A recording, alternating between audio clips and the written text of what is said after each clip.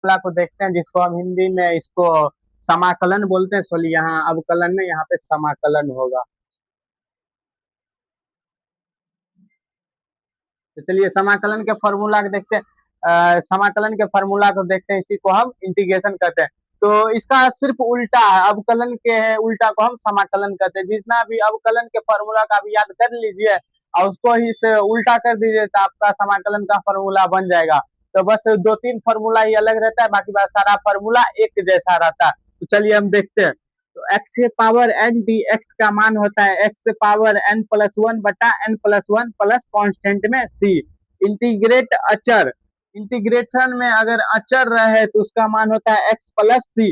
जैसे integration do D x का, इसका हम बना देंगे इंटीग्रेशन, इंटीग्रेशन छोड़ो, इसका हो गया तो इसका हो जाएगा two x plus three C हो गया। देखिए इसी प्रकार एक्स एक्स हो गया two x plus C. Integrate e पर पावर एक्स डी एक्स का मान होता है ई पर पावर एक्स प्लस सी। ई पर पावर एक्स का जितना भी फॉर्मूला आप देखिएगा सारा में ई पर पावर एक्स का ई पर पावर एक्स ही आएगा। आप पिछला अभी जो इससे पहले बताए थे उसमें भी आप देखे होंगे। तो चलिए आगे बढ़ते हैं। ई पर पावर एक्स कभी मतलब बदलता नहीं, वो सबके जैसा एक लड़का एक बराबर रहता है। वो मतलब जैसे कॉस हो गया, कॉस होता है कमीना, वो हमेशा बदल जाता है, कभी माइनस लग जाता है, कभी प्लस लग जाता है। ये कमीना ना, ये ई पर पावर एक्स है तो ई पर पावर एक्स ही रहता है। ये बोलता है कि हम नहीं बदलेगा, हम जैसा है वैसा रहेंगे। आगे हो गया ए पर पावर एक्स डी एक्स। ए पर पावर एक्स बट्टा लॉग ए प्लस कॉन्स्टेंट इंटीग्रेट वन बट्टा एक्स। इंटीग्रेट वन बट्टा एक्स का हो जाएगा log x plus C. Integrate root x का हो जाएगा, देखिए इसका हम बताते हैं किस प्रकार हुआ है।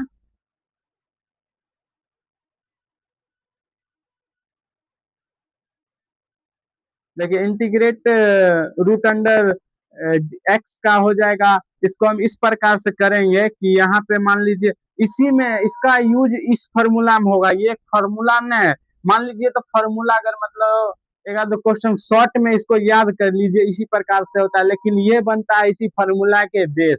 देखिए किस प्रकार बनेगा।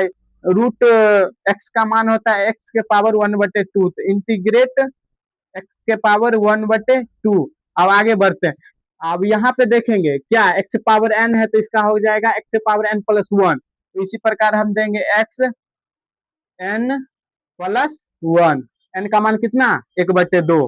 ठीक, आगे नीचा हो गया एन प्लस वन, तो इसी को हम देंगे एन प्लस वन। आगे बढ़ते तो ये हो जाएगा, ऊपर हो जाएगा एक्स के पावर तीन बटा दो और नीचे हो जाएगा तीन बटा दो।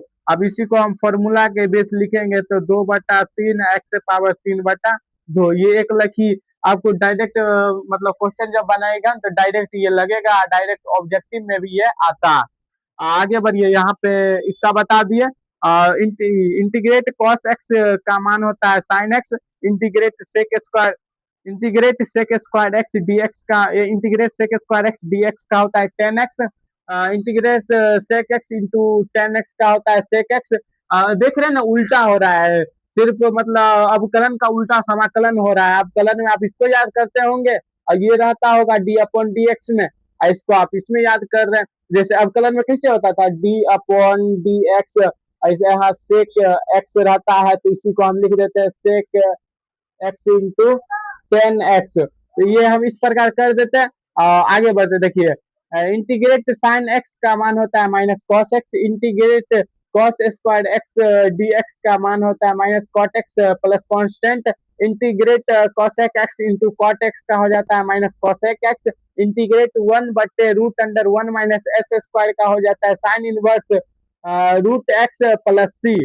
तो सॉरी, रूट रूट एक्स नहीं होगा, वन बटे root under one minus s square का हो जाता है साइन इनवर्स एक्स प्लस सी। आज देखिए इसी में अगर माइनस यहाँ पे लग जाएगा तो यहाँ पे हो जाएगा वही कॉस इनवर्स एक्स प्लस सी। अगर यहाँ माइनस नहीं लगा हुआ है, इसका ये भी फॉर्मूला हो सकता है minus cos inverse x plus C. इसका ये भी फॉर्मूला हो सकता है, ये भी फॉर्मूला हो सकता है। आप क्वेश्चन के हिसाब से और ऑब्जेक्टिव के ऑप्शन के हिसाब से लगा सकते हैं। मान लीजिए आपको ऑब्जेक्टिव पूछ दिया इंटीग्रेट वन बटे root under one minus x square, x square तो बराबर में आपका ऑप्शन साइन इनवर्स एक्स नहीं दे के minus cos inverse x plus C दे दे, तो आप ये सही हो जाएगा, तो इसको भी आप याद कर लीजिएगा, 2-3 में होगा ये भी। इंटीग्रेट 1/-1/√(1-(1)-s²dx, तो ये देखिए माइनस पहले लगा हुआ है तो प्लस होगा, यदि प्लस रहेगा तो माइनस होगा। Integrate 1/1 plus s square d x का हो जाएगा 10x। Integrate -1/1 plus s square d x का होगा कॉट एक्स। अगर यहाँ माइनस नहीं रहे तो यहाँ पे हम माइनस लगा सकते हैं। देखिए इसी प्रकार से यहाँ भी हो जाएगा, जैसे यहाँ पे माइनस नहीं लगा हुआ तो इसका फॉर्मूला माइनस कॉट एक्स भी हो सकता है, कॉट इनवर्स आ जाएगा इसमें।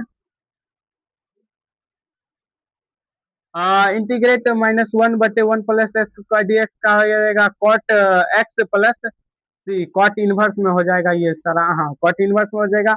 इंटीग्रेट 1/x√(x²) -1 का डी एक्स का हो जाएगा सेक इनवर्स एक्स प्लस सी। इसी में अगर माइनस रहे, ये माइनस यहाँ पे लग जाएगा तो हो जाएगा कोसेक इनवर्स एक्स प्लस सी।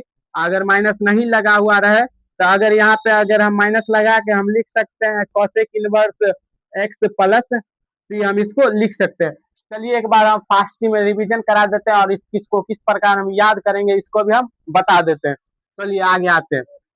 X power n d x का हो जाएगा x power n plus 1/n+1 plus C. Integrate अचर मान जितना भी रहे जिसे हम इसको इस प्रकार बताएं तो इसका हो जाएगा x plus C. Integrate e पर पावर एक्स डी एक्स रहे तो बोल रहे हैं कि ई पर पावर एक्स बोला हम कभी नहीं बिगड़ेंगे, हम जैसा है हम वैसा रहेंगे, सीधा सपाट हम सीधा सपाट रहेंगे, हम कभी किसी से मतलब अथी करके हम नहीं बदलेंगे। और साइन कॉस होता है वो बदल जाता है, जैसे यहाँ पे आइए, देखिए साइन को यहाँ पे साइन हमेशा पॉजिटिव रहता है, देखिए कोस आ गया निगेटिव में, और हमेशा कोस पॉजिटिव खोजता था, तो इसी प्रकार ये बोला कि हम नहीं बिगड़ेंगे, तो याद रखिएगा ई पर पावर एक्स है, ई पर पावर एक्स बोला हम नहीं बिगड़ेंगे, इसलिए ई पर पावर एक्स ई पर पावर एक्स ही रहेगा, ये बदलेगा नहीं। इंटीग्रेट ए पर पावर एक्स डी एक्स हो जाएगा, तो ए पर पावर एक्स अपॉन लॉग ए प्लस कांस्टेंट। कांस्टेंट देखिएगा इंटीग्रेशन में सभी में कांस्टेंट लगेगा, अवकलन अवकलन में कांस्टेंट नहीं लगता। Integrate 1/x dx log x plus C.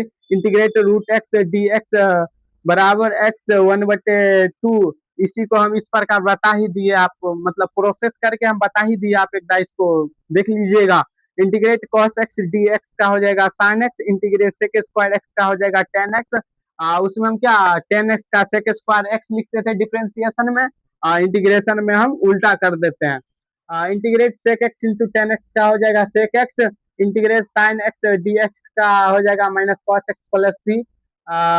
Integrate cosec square x d x का माइनस कॉट एक्स हो जाएगा। Integrate cosec x into cot x बराबर हो जाएगा minus cosec x plus C. Integrate 1/√(1 - x square हो जाएगा sine inverse x plus C. इसी को हम इस प्रकार लिख सकते हैं। इंटीग्रेट 1 - 1/√(1 - x स्क्वायर का हो जाएगा cos inverse x plus C. Integrate 1/1 plus s square d x का हो जाएगा टेन इनवर्स एक्स। इसी को हम इसे कॉट इनवर्स एक्स में लिख सकते हैं। देखिए यहाँ से लेके या 6 फार्मूला है ना, 6 फार्मूला में आपको हल्का घुमा के देगा। मान लीजिए आपको टेन इनवर्स नहीं पूछ के कॉट इनवर्स पूछ देगा तो आप उसमें फंस जाएगा, इसलिए आपको हम बता दिए कि इसका फॉर्मूला ये भी हो सकता है। देखिए ये एक मतलब अवकलन के हिसाब से ये फॉर्मूला निकलता है। Integrate -1/1 plus x square d x का हो जाएगा cot inverse x plus constant C. Integrate 1/x√(x² - 1 x. Integrate 1/x√(x² - 1 d x sec inverse x plus C. इसी को हम कॉसेक में लिख सकते हैं। यहाँ पे इसी में अगर माइनस लगा दिए तो कॉसेक इनवर्स एक्स हो जाएगा। तो आप एक बार इस देख लीजिएगा अच्छा से, 2-3 बार आप इसको रिवीजन कीजिएगा तो आपको ये पता चल जाएगा। तो चलिए इसी प्रकार की वीडियो में आगे मिलते हैं।